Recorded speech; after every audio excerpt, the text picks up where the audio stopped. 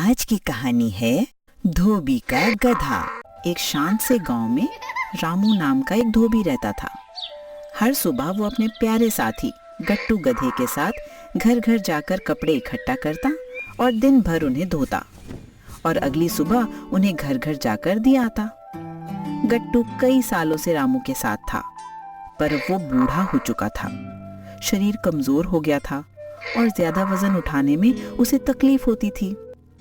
एक दोपहर रामू और गट्टू कपड़े धोने घाट की ओर जा रहे थे। चल गट्टू बेटा, आज बहुत काम है, जल्दी चले। थोड़ा और चलना है। अरे रे, गर्मी बहुत है, ठीक से चलो, धीरे धीरे, बहुत धूप है आज, संभल कर चल। तेज धूप, चलती गर्म हवाएं, दोनों बुरी तरह थक चुके थे। कमजोरी की वजह गट्टू चल ही नहीं पा रहा था और रास्ते में ऐसे तैसे चलते अचानक से गट्टू का पैर फिसला और वो एक गहरे गड्ढे में गिर गया। हे राम, ये कैसे गिर गया? रुक, तू ठीक तो है? मैं आ रहा हूँ। रुक, मैं कोशिश करता हूँ तुझे बाहर निकालने की। ओह, ये गड्ढा तो बहुत गहरा है।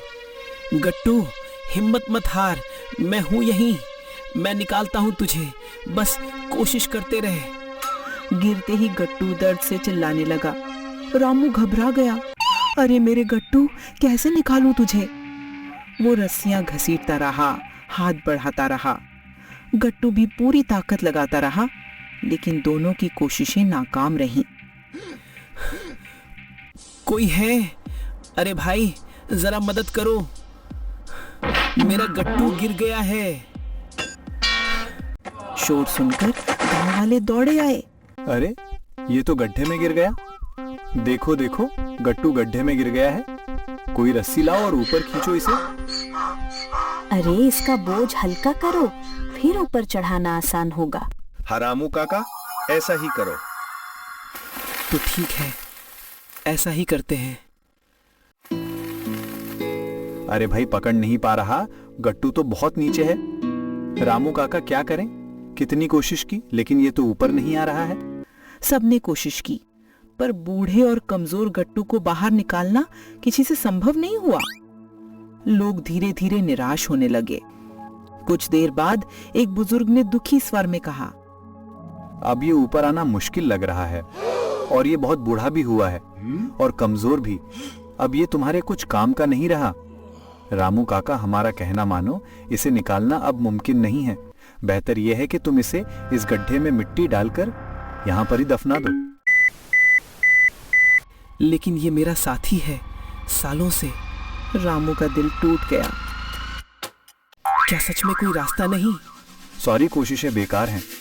हाँ, यही ठीक रहेगा। ओ नहीं, बचपन से मेरा साथी रहा है, हर सुख दुख में मेरे साथ रहा है, ऐसे कैसे करूं? लेकिन इतनी कोशिश के बाद आखिरकार उसने मन कड़ा करके हाँ कर दी। तो ठीक है, ऐसा ही करते हैं। चलो भाई, मिट्टी लाओ, धीरे धीरे डालो। कितना बेचारा लग रहा है। मुझे माफ कर दे गट्टू, मैं कुछ नहीं कर पा रहा। कुछ देर बाद गट्टू चुप हो गया। उसकी आंखों में उम्मीद का आखिरी किनारा भी जैसे खत्म हो चुका था। रामू ऊपर खड़ा उसे बेबस सा देख रहा था। बेचारा गट्टू घबराया, चिल्लाया, आंसू बहाने लगा, लेकिन कोई रुक नहीं रहा था। अचानक रामू ने देखा गट्टू कुछ अजीब कर रहा है। अरे देखो तो, ये गट्टू क्या कर रहा है? गट्टू अपने पीठ पर से मिट्टी झाड़ रहा है और ऊपर उठ रहा है। मिट्टी झाड़कर ऊपर आने की कोशिश कर रहा है। देखो देखो, ऊपर चढ़ रहा है।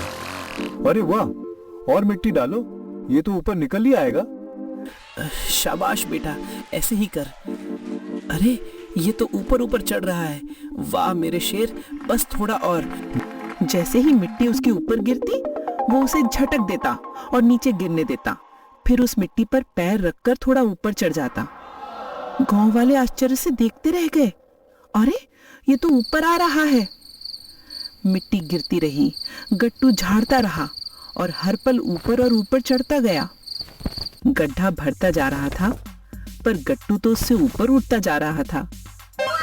रामू की आंखें नम हो गईं। मेरा गट्टू, तू तो बहुत समझदार है। कुछ देर बाद गड्ढा ऊपर तक भर आया। गट्टू ने आखिरी छलांग लगाई और गड्ढे के बाहर आ खड़ा हुआ। रामू खुशी से दौड़ा और अपने बूढ़े साथी को गले लगा लिया। गांव वाले भी उसकी तारीफ करते नहीं थक रहे थे। इस कहानी से हमें एक अनमोल सीख मिलती है। मुश्किल कैसी भी क्यों न हो, अगर बुद्धि, धैर्य और हिम्मत से काम लिया जाए तो असंभव भी संभव हो सकता है। जैसे गट्टू ने हर मुसीबत की मिट्टी को झाड़कर उसी पर चढ़ते हुए अपना रास्ता बना लिया।